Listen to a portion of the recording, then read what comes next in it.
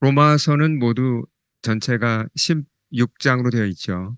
그래서 로마서를 둘로 나누면 또 이렇게 음, 내용적으로도 그렇게 이제 나누다 보면 1장에서 8장까지가 로마서 1부가 되고 9장부터 나머지 16장까지가 로마서 이제 2부가 됩니다. 내용이 이제 서로 어, 큰 주제가 다르죠.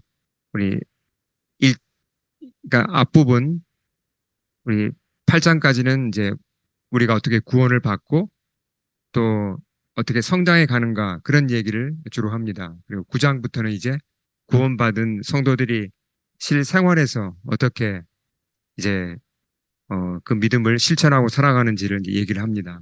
그래서 로마서 이제 8장까지 오늘이 이제 마치는 날입니다. 그래서 8장을 마치는 설교가 되겠습니다.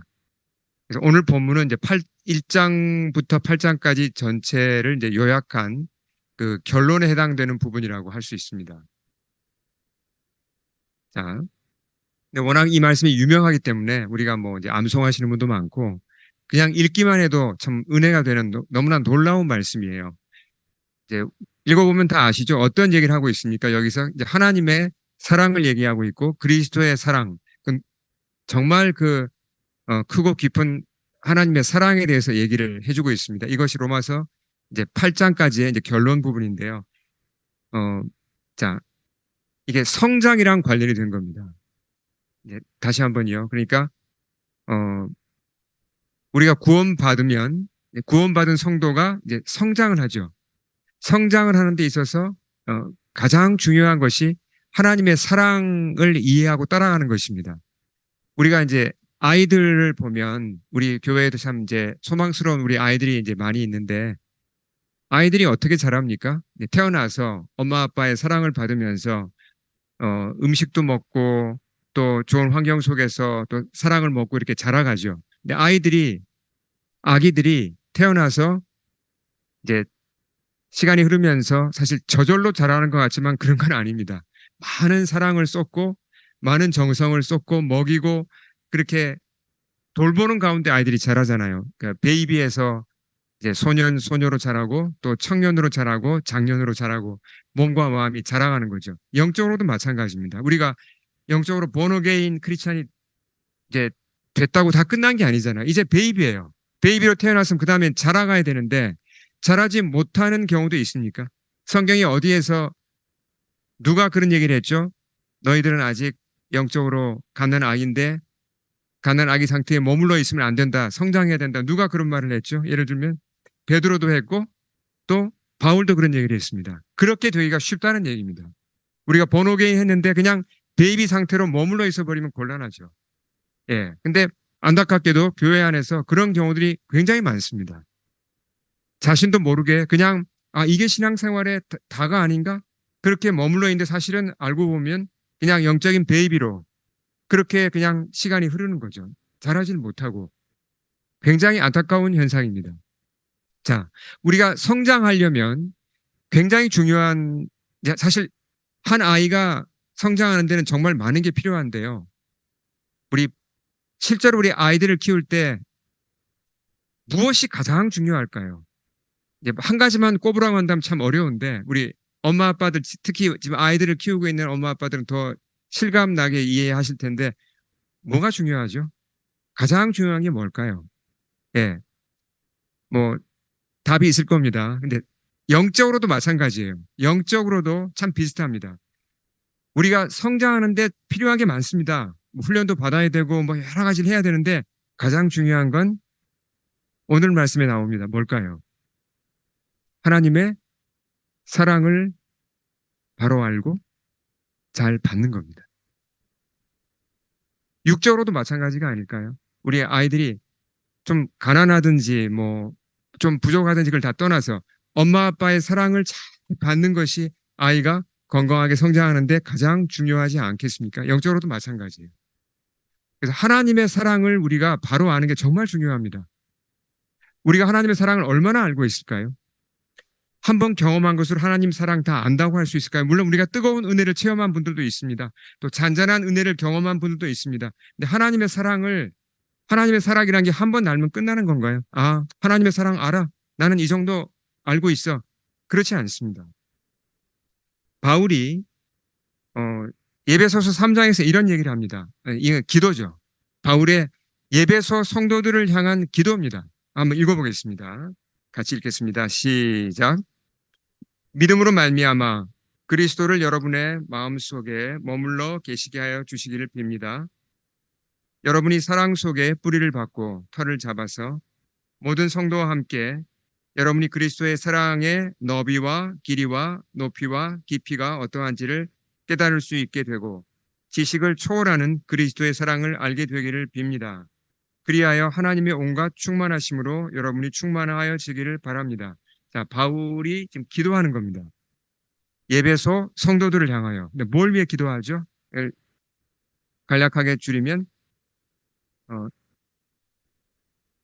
예배소 성도들 당신들이 하나님의 사랑을 알긴 하는데 하나님의 사랑은 평생을 다 바쳐서 알고 또 알아도 너무나 크기 때문에 그 부분밖에 알지 못한다. 하나님의 사랑이 얼마나 넓고 얼마나 높고 얼마나 깊고 얼마나 긴지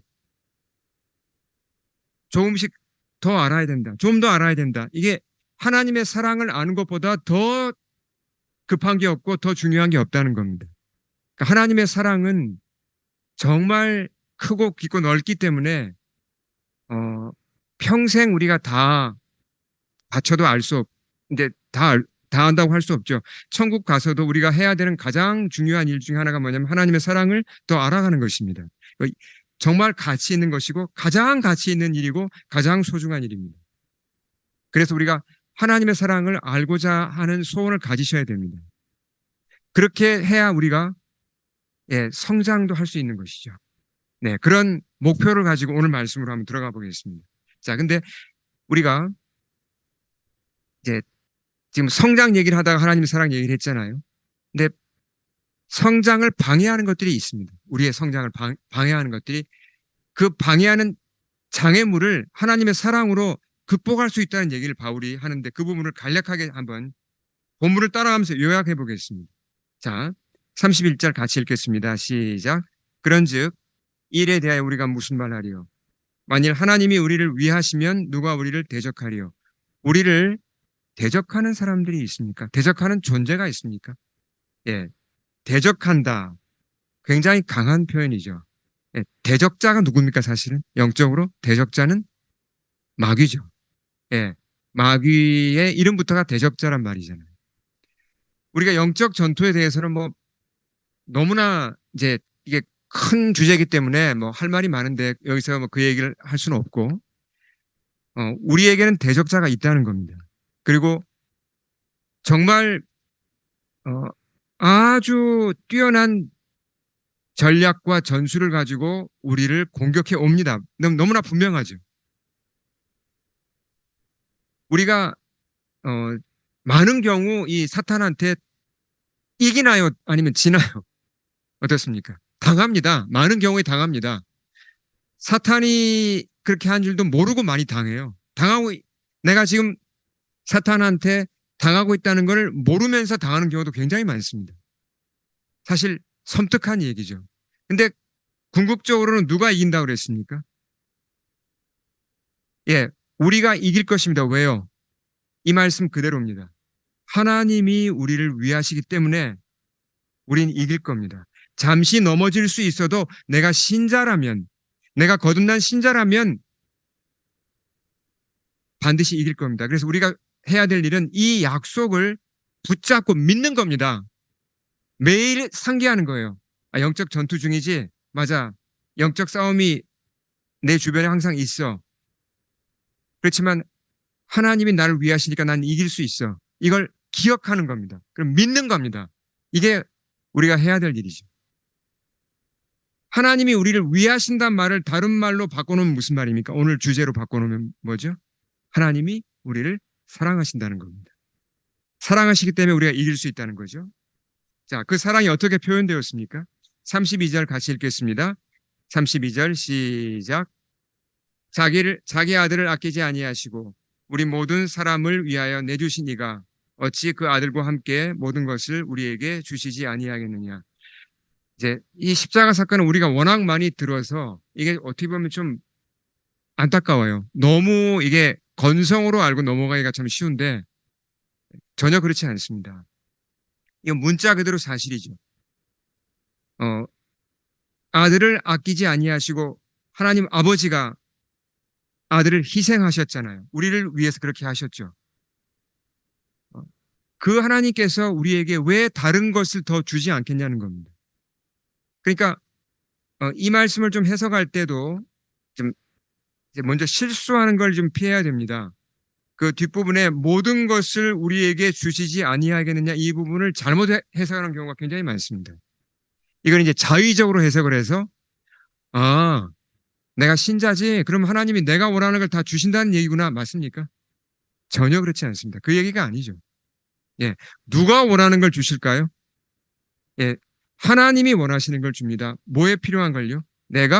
우리가, 예, 성장하는 데 필요한, 우리가 영적 전투를 하는 데 필요한, 우리가 주님을 닮아가고 주님의 일을 하는 데 필요한 것을 하나님이 보실 때 필요한 건 다 주신다는 얘기지, 내가 필요하다고 생각하는 걸 다 주신다는 얘기는 아닙니다. 왜냐하면 나는 잘못 구할 수도 있기 때문이죠. 예. 중요한 건 여기서 강조되는 건 사랑입니다. 사랑. 하나님의 사랑이 이렇게 증명되었다는 건데요. 한 가지 더 여기서 우리가 짚고 넘어가야 할 것은요. 하나님의 사랑을 우리가 어떻게 체험하는가 하는 겁니다. 경험한 분들이 여기서 많죠. 뭐 사건을 겪기도 하고 기도 중에 어떤 뜨거운 체험을 하기도 하고 예배 중에 뭔가 은혜를 크게 받기도 하고 하나님의 사랑을 체험하는 경우들이 많습니다. 근데 좀 갈급한데 하나님의 사랑이 잘 체험이 안 될 때도 있잖아요. 아, 하나님의 사랑을 좀 뜨겁게 체험하면 좋겠다. 근데 왜 잘 안 되지? 그러면 보통 어떤 다른 방법을 쓸 수 있게 되죠, 우리가? 뭔가 좀, 뭔가 좀 이렇게 초자연적인 일을 좀 경험해 보면 좋겠다. 뭔가 기적을 경험하면 좋겠다. 아니면 뭔가 어떤 그런 이제 좀 특별한 것을 경험하려고 자꾸 이렇게 뭔가를 찾습니다. 그게 별로 좋은 게 아니에요. 무슨 얘기냐면 하나님의 사랑을 내가 확인하고 싶고 하나님의 사랑을 내가 경험하고 싶고 하나님의 사랑을 정말 내 온몸으로 느끼고 싶다면 어디로 가야 합니까? 십자가로 가야 합니다. 십자가 말씀으로 가야 합니다. 십자가 말씀을 내가 더 읽어야 되고 더 묵상해야 되고 더 배워야 되고 그리고 그 말씀을 들어야 되고 거기에 관련된 책도 읽고 설교도 듣고 그렇게 하라는 겁니다. 십자가를 가지고 기도하라는 겁니다. 거기다가 승부를 걸어야 돼요. 왜 그러냐면 십자가 사건을 제외하고는 십자가 사건보다 더 하나님의 사랑이 분명하게 드러난 것이 없죠.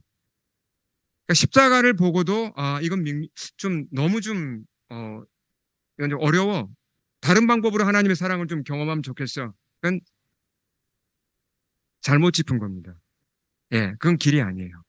십자가에서 승부를 내셔야 하나님의 사랑을 바로 알 수 있고 더 깊이 들어갈 수 있습니다. 네. 자, 이어지는 말씀으로 보겠습니다. 다시 한번 읽어볼까요? 시작. 누가 능히 하나님께서 택하신 자들을 고발하리요. 의롭다 하신 이는 하나님이시니 누가 정죄하리요. 죽으실 뿐 아니라 다시 살아나신 이는 그리스도 예수시니 그는 하나님 우편에 계신 자요 우리를 위하여 간구하시는 자신이라. 자, 우리의 성장을 방해하는 것이 여기서 또 나타납니다. 뭐가 우리의 성장을 방해하죠? 누군가 우리를 고발한다고 합니다. 누군가 우리를 정죄한다고 합니다. 자, 사탄이 우리를 고발합니까? 예, 고발합니다. 우리가 거듭난 신자일지라도 넘어질 수 있잖아요. 그럴 때 사탄은 우리에게 다가와서 뭐라고 속삭이죠? 너 또 죄 지었지? 넌 이제 끝난 거야. 넌 버림받았어. 하나님도 너 더 이상 안 돌아봐. 그런 사탄의 속삭임을 뭔가 이렇게 사탄이 우리에게 주는 생각을 경험을 저는 많이 해봤습니다. 여러분 해보셨죠? 사탄의 정죄이죠. 그렇잖아요. 그럼 우리 스스로도 그런 이제 자책감에 시달릴 수가 있습니다. 그래, 나는 왜 이 모양일까? 자괴감에 시달리고 스스로를 정죄하게 되죠. 잘못하면 어떻습니까? 더 이게 깊어지면 내가 과연 이 하나님의 심판을 통과할 수 있을까? 내가 이렇게 실수를 많이 하고 많은 허물을, 죄를 범했는데 나중에 하나님 앞에 섰을 때 과연 심판에서 내가 그 심판을 통과할 수 있을까? 이런 두려움도 우리를, 예, 우리의 막 기초를 흔들어 놓습니다. 그렇잖아요. 우리가 영적으로 성장하는데 큰 장애물이죠. 이런 장애물을 어떻게 극복할 수 있다고요? 자, 이 말씀에서 뭐라고 그랬습니까? 말씀을 붙잡아야 됩니다. 주님이 뭐라고 그러셨습니까? 내가 예수 믿고 예수님을 내 주님으로 영접하고 내가 거듭났다면 하나님이 뭐라고 나를 선포해 주신 겁니까? 선포해 주신 거죠. 너는 의롭다. 너는 이제 죄인이 아니라 너는 내 아들이고 딸이다라고 선포해 주신 것이 여기 기록되어 있죠. 누가 나를 대신해서 이미 컨뎀 되셨습니까? 누가 이미 심판을 받으셨습니까? 말씀에 뭐라고 써 있죠? 예수님이 대신 심판을 받으셨습니다. 그렇잖아요. 나를 위해 죽으셨고 나를 위해 다시 사셨습니다. 나를 죽음에서도 구원하시려고. 이 사실을 봐야 되고 기록된 말씀을 보면서 모든 그 정죄를 물리쳐야 되는 것이죠. 감정과 기분이 문제가 아닙니다. 말씀이 훨씬 중요하죠. 이 말씀으로 물리쳐야 되고 그 속에 무엇이 담겨 있습니까? 하나님의 사랑이 담겨 있다는 겁니다. 자, 세 번째 장애물은 고난입니다. 워낙 이것은 이제 우리가 많이 다루었기 때문에 다시 간략하게 요약하면 우리가 아무리 크리스찬이라도 고난을 피해갈 수 없잖아요. 여러 어려움을 당합니다. 똑같이 이 세상 사는 사람들하고 똑같이 우리도 전쟁을 겪고 물론 우리가 지금 전쟁터에 있는 건 아니지만 뭐 병도 걸리고 사고도 당하고 여러 어려움 겪잖아요. 심지어 1세기 크리스찬들은 실제로 보면 순교한 사람도 많았습니다. 이 말씀과 같이. 그렇잖아요. 오늘날도 순교하는 크리스찬들이 있죠. 어느 나라가 가장 박해가 심합니까? 혹시 아세요? 박해가 심한 나라 한 세 군데 한번 찾아볼까요? 가장 심한 나라 중에 하나가 아프가니스탄입니다. 그리고 북한도 들어가요. 그 외에 이슬람 국가들이 많이 들어가죠. 실제로 크리스찬들이 순교합니다. 정말 혹독한 박해를 견딥니다. 그래도 믿음을 저버린 사람은 거의 없어요. 그 어려움을 다 견디죠. 자, 어떻게 이 박해를 이기는가? 37절 다시 읽어보겠습니다. 시작. 그러나 이 모든 일에 우리를 사랑하시는 이로 말미암아 우리가 넉넉히 이기느니라. 겨우 이긴다고 하지 않았고 넉넉히 이긴다고 했습니다. 이게 참 설명이 잘 안 되는 부분이에요. 무슨 얘기냐면 왜 하나님은 우리를 구원해 놓으시고 하나님의 자녀 삼으셨는데 이 세상에서 고난을 그냥 다 면제해 주지 않으시는가? 고난 똑같이 우리도 받게 하시잖아요. 고난을 받게 하시고 고난을 이길 힘을 주십니다. 그래서 고난 속에서도 믿음을 지키게 하십니다. 그게 하나님의 방법이거든요. 왜 그렇게 하시는지 저도 잘 모르겠어요. 근데 하나님은 그렇게 하십니다. 분명한 건 예수를 바로 믿는 사람이라면 고난이 와도 믿음을 배반하지 않습니다. 끝까지 믿음을 지킨다는 거죠. 그 힘이 어디서 옵니까? 내 힘이 아니라 하나님이 그 힘을 주신다는 거죠. 저의 외할머니가 정말 믿음이 좋은 분이셨습니다.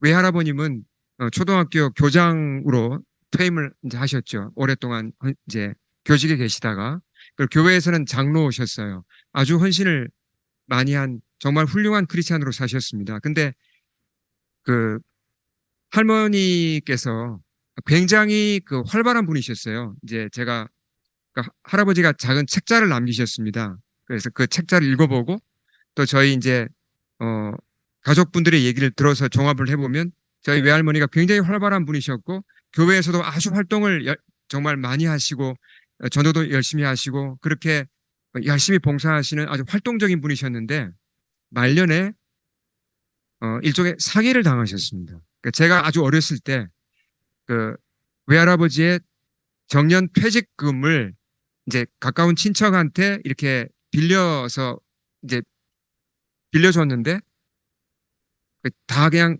날아간 거예요. 이제 그 일종의 부도가 나면서 오히려 빚까지 떠안게 됐습니다. 정말 너무나 시련이었죠. 어, 그래서 그 충격으로 이제 외할머니가 이제 그 충격 끝에 뭐 사람이 견디기 어려운 충격이었죠. 그래서 알츠하이머를 나중에 앓으셨는데 그 충격하고 이어진 그런 병이었습니다. 근데 제가 어렸을 때 이제 저는 그런 뭐 배경을 전혀 몰랐죠. 제가 어렸을 때는. 제가 중학교 3학년 때 할머니가 돌아가셨는데 그때까지 짧은 기간 할머니와 함께 지냈는데 너무나 천사와 같은 분이셨어요. 저에게는. 너무 주셨고 그리고 저를 위해 기도해 주셨고 제가 믿음을 갖도록 부드럽게 이렇게 옆에서 전도를 해 주셨어요. 근데 지금 기억하면 감사한 게 뭐냐면 그 큰 재정적인 어려움 속에서 그러니까 가난하셨죠. 그리고 여러 그 실패의 그 이제 감정 속에 참 어려움을 많이 겪으셨습니다. 오랜 시간 동안. 근데 그런 시련 속에서 하나님을 한 번도 원망하지 않았습니다. 조금이라도, 그러니까 조금이라도 하나님이 우리한테 어떻게 이러실 수가 있나 이런 건 전혀 그런 생각조차 하지 않으셨어요.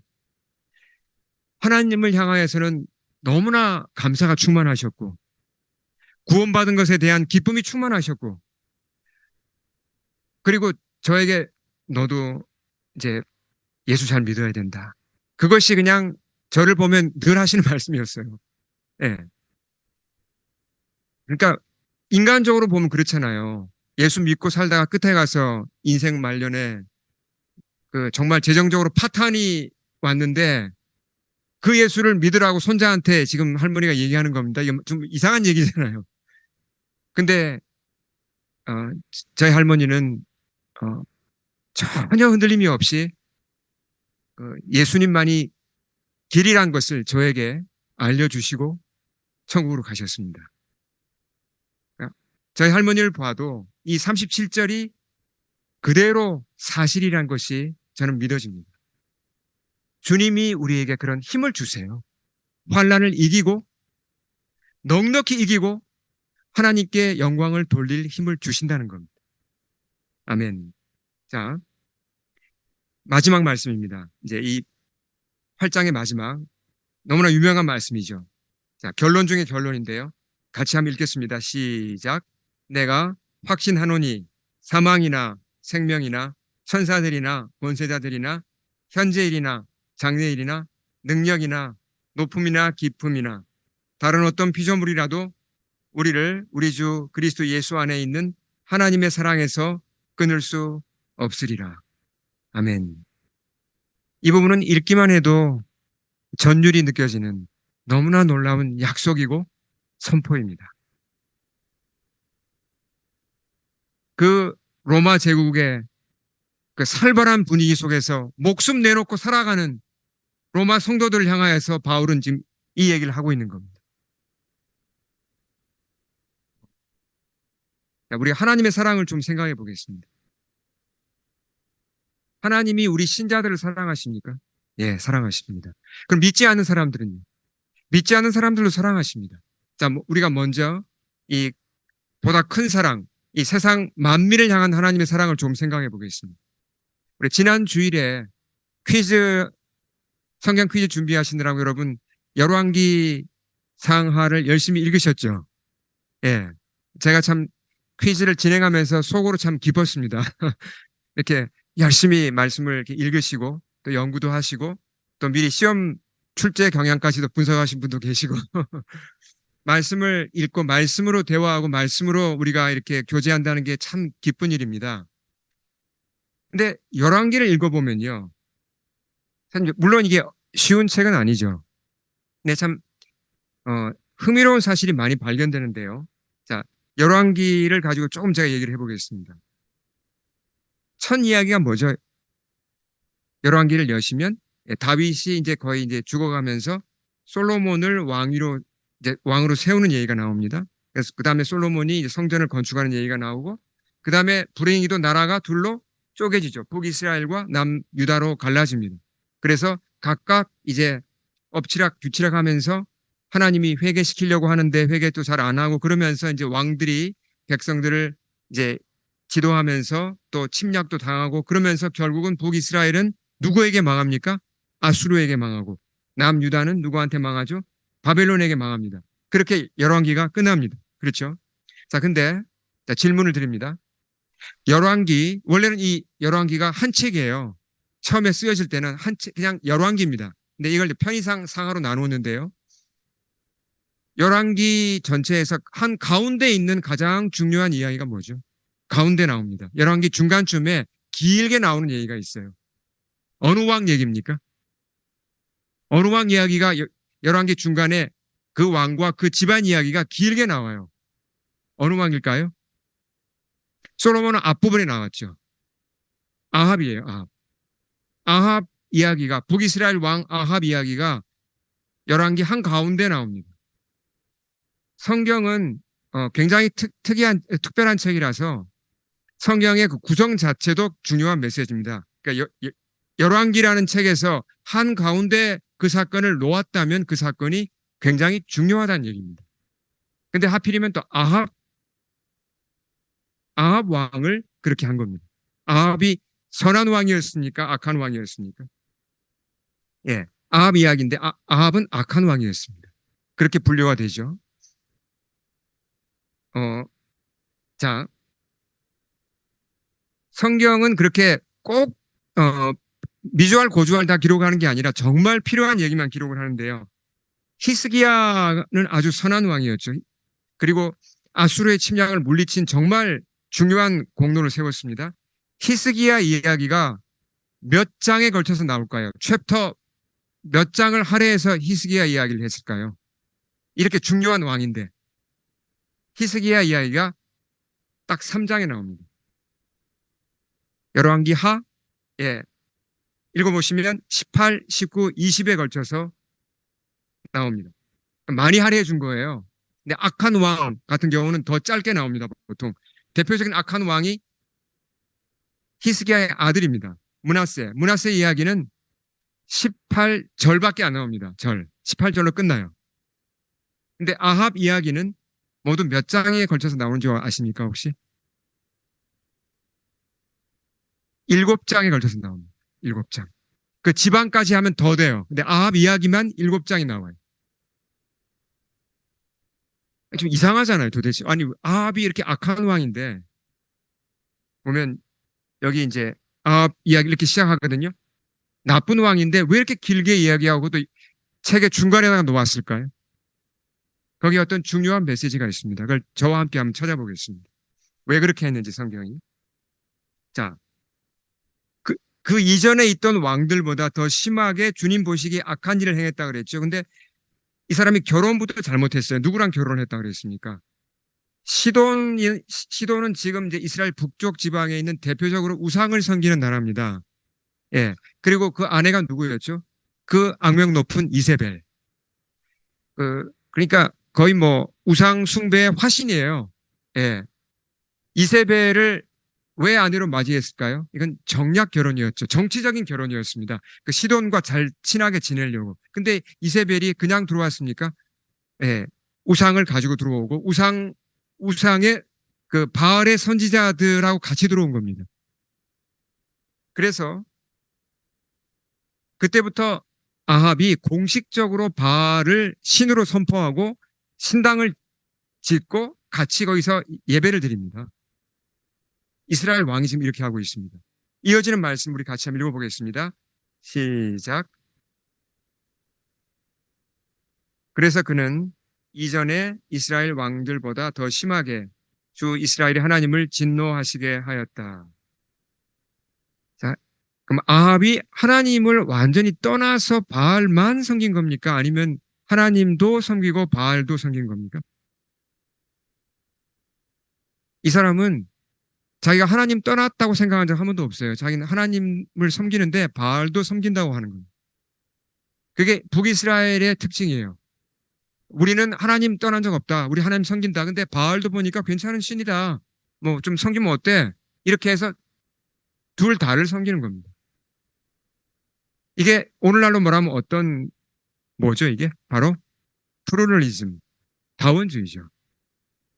하나님 제대로 섬기는 거 맞습니까 이거? 아니요. 전혀 완전히 빗나간 거죠. 대표적인 우상숭배자들이 이렇게 하는 겁니다. 하나님이 진노했다 그랬죠. 하나님은 아합을 당장 심판하지 않고 회개할 기회를 주셨어요. 먼저 엘리야를 보내셔서 뭘 선포하셨죠?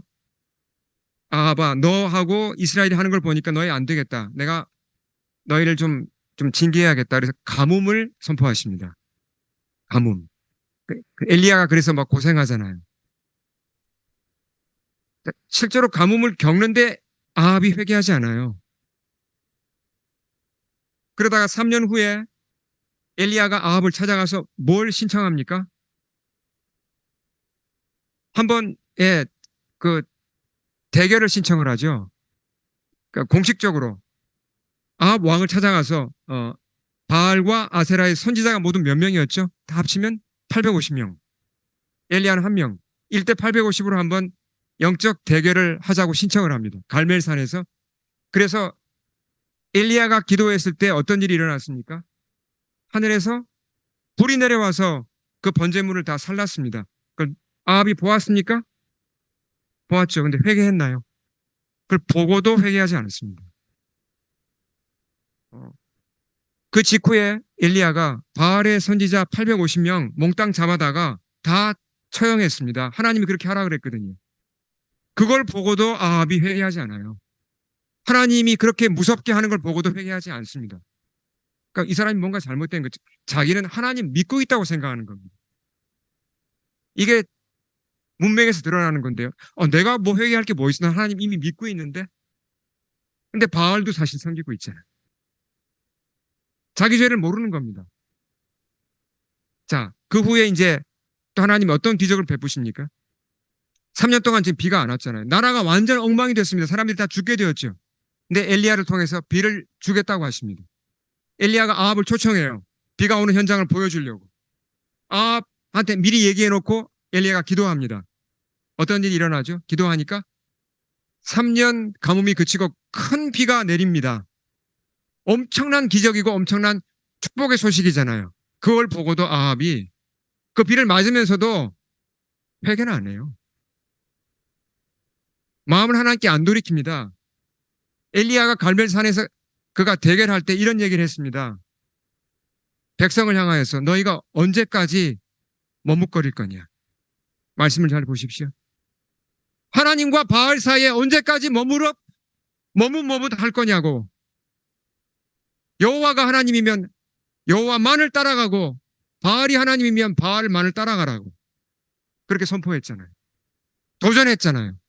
이 도전의 대상에 아합이 있습니까? 아합이 있습니다. 아합 들으라고 한 얘기예요. 백성뿐만 아니라. 근데 회개하지 않습니다. 도대체 어떻게 된 사람이 이렇게까지 하나님이 기적을 보여주시고 흔드는데도 회개를 안 할까요? 그 후에 아람, 시리아가 이스라엘을 쳐들어왔습니다. 나라가 큰 위기에 처해요. 이스라엘이 한 행동을 보고 아합이 한 행동을 보면 그냥 그 침략에 그냥 짓밟혀서 박살이 나고 한번 혼이 나야죠. 근데 하나님 그렇게 안 하셨어요. 선지자를 보내셔서 아합을 도와주셔서 좋은 작전을 알려주시고 이스라엘이 그 전쟁에서 이기게 해주십니다. 그 기적을 보고도 아합은 회개하지 않습니다. 세월은 지금 지나가고 있고 여러 사건들이 이렇게 일어나고 있습니다. 하나님이 계속 그를 흔듭니다. 그를 초청합니다. 그에게 말씀을 이렇게 계속 하세요. 그러나 그는 회개하지 않습니다. 오히려 그러다가 어떤 일이 일어나죠? 나봇이라는 사람의 포도원이 있었습니다. 아합이 보호하니까 그게 탐나요. 그걸 빼앗기가 힘드니까 자기 아내한테 얘기를 합니다. 이세벨이 나봇을 죽이고 포도원을 빼앗죠. 포도원을 빼앗은 목적이 무엇이었어요? 포도 가꾸려고 한 게 아니라 그걸 헐어버리고 아합이 자기 채소밥 만들려고 했습니다. 퀴즈에 나왔잖아요. 기억나시죠? 그렇게 악한 행동을 했습니다. 그때 하나님은 엘리야를 보내셔서 아합의 행동을 지적하시면서 너와 너의 집안을 내가 바로 심판하겠다라고 하십니다. 다 죽이겠다고 하십니다. 죽어야 마땅하죠. 아합이 한 행동을 보면. 그때 비로소 아합이 처음으로 회개에 비슷한 걸 합니다. 회개가 아니라 그 부분을 보겠습니다. 같이 읽어볼까요? 시작. 아합은 이 말을 듣고는 자기 옷을 찢고 맨몸에 굵은 베옷을 걸치고 금식하였으며 누울 때에도 굵은 베옷을 입은 채로 눕고 또 일어나서 거닐 때에도 슬픈 표정으로 힘없이 걸었다. 회개한 걸까요, 이게? 조금 이제 마음을 겸손하게 한 겁니다. 회개 아직 한 건 아니에요. 근데 하나님이 좀 제가 볼 때는 이렇게 반응하셔도 되나 할 정도로 하나님이 너무 잘해주세요, 아합을. 그 다음 말씀 제가 읽겠습니다. 엘리야에게 하십니다. 하나님께서 이 말씀을 하시죠. 너는 아합이 내 앞에서 겸손해진 것을 보았느냐? 그가 내 앞에서 겸손해졌기 때문에 나는 그가 살아있는 동안에는 그에게 재앙을 내리지 않고 그의 아들 때에 가서 그 가문에 재앙을 내리겠다. 무슨 얘기를 하신 겁니까? 심판을 연기해 주겠다고 말씀하신 거예요. 당장 그를 지금 죽이고자 하셨다가 그가 조금 마음을 돌이키니까 그래? 그럼 내가 최소한 한 몇 년은 내가 더 심판 연기해 줄게. 너무 너그러우세요. 너무 자비로우세요, 하나님. 이렇게 더 시간을 준 겁니다. 근데 아합이 이때도 온전히 회개하지 않습니다. 하나님이 또다시 미가야라는 선지자를 또 보내셔서 더 구체적으로 경고하십니다. 이제 전쟁에 나가면 당신 전쟁에서 죽을 거야. 빨리 회개해. 미가야를 통해 그렇게 말씀하는데도 아합은 잔머리만 굴려요. 그래? 그럼 내가 왕복을 벗고 좀 변장을 하지 뭐. 이런 식으로 잔머리를 굴립니다. 그러다가 아람 군사가 우연히 쏜 화살에 맞아서 전사하죠. 그가 죽기 전에 회개했을까요? 그럴 가능성은 별로 없습니다. 자, 이 스토리가 열왕기 한가운데 기록되어 있어요. 무려 7장에 걸쳐서. 선지자만 모두 몇 명입니까? 아합을 도와준 선지자 3명이 넘습니다. 왜 이 기록을 이렇게 자세히 해놨죠? 아합이 악행을 많이 행했음에도 불구하고 하나님이 그를 아끼신다는 것을 보여주기 위함이에요. 하나님이 참으로 오래 참으시면서 아합이 회개하기를 기다리셨다는 걸 보여주기 위함입니다. 하나님은 아합을 사랑하셨습니다. 그가 망하는 걸 원치 않았습니다. 그럼 하나님이 아합만 사랑하셨을까요? 아합은 엄밀히 말하면 신자가 아닙니다. 거듭난 신자가 아니잖아요. 그냥 뭐 교회 안에 있는 사람 정도죠. 그냥 하나님 믿는 흉내만 낸 사람이에요. 근데 하나님이 아합을 이처럼 사랑하셨습니다. 그러면 하물며 아합도 이처럼 사랑하셨는데 아직 믿지 않는 자도 이처럼 사랑하셨는데 우리 믿는 자들은 우리 택한 자들은 하나님이 얼마나 사랑하시겠습니까? 우리가 이 사랑을 헤아릴 수 있어요. 그래서 요한복음 3장 16절을 우리가 다른 각도에서 읽을 수 있어야 합니다. 우리 같이 한번 읽어보겠습니다. 시작. 하나님이 세상을 이처럼 사랑하사 독생자를 주셨으니 이는 그를 믿는 자마다 멸망하지 않고 영생을 얻게 하려 하심이라. 여기서 말씀하시는 세상은 이 나라들이 아닙니다. 사람들을 얘기합니다. 신자뿐만 아니라 불신자까지 다 포함한 얘기죠. 세상을 사랑하셔서 그 사랑을 십자가의 희생으로 표현하셨습니다. 이건 분명한 역사적 사실이에요. 하물며 택하신 우리 자녀들을 하나님은 얼마나 사랑하시겠습니까? 이 사랑을 헤아릴 수 있어야 되고 이 사랑을 우리가 그래서 받을 수 있어야 합니다. 우리 마지막 말씀을 읽고 다시 한번 읽고 우리 기도하겠습니다. 같이 크게 한번 읽겠습니다. 시작. 내가 확신하노니 사망이나 생명이나 천사들이나 권세자들이나 현재일이나 장래일이나 능력이나 높음이나 기품이나 다른 어떤 피조물이라도 우리를 우리 주 그리스도 예수 안에 있는 하나님의 사랑에서 끊을 수 없으리라. 아멘. 머리 숙이겠습니다.